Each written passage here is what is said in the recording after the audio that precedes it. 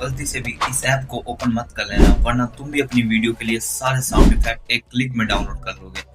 हाँ जी मित्रों, तो आज मैं आपको बताऊंगा ऐसा ऐप जिसमें आपको हर वो साउंड इफेक्ट मिलेगा जो आपकी वीडियो के लिए बहुत जरूरी है।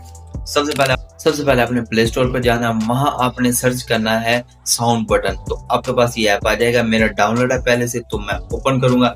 ये मैंने ओपन किया, आप साउंड इफेक्ट आ गए हैं। आपको कोई और सर्च करना तो ऊपर सर्च के बटन पे जाएं, अपना साउंड इफेक्ट का नाम डालें और सर्च करें। तो इसको डाउनलोड करना भी बहुत आसान है, एक क्लिक में हम डाउनलोड कर सकते हैं। ऐसे इन्फॉर्मेटिव वीडियो के लिए मुझे सब्सक्राइब कर लें और मिलते हैं एक नए वीडियो में नए टॉपिक के साथ।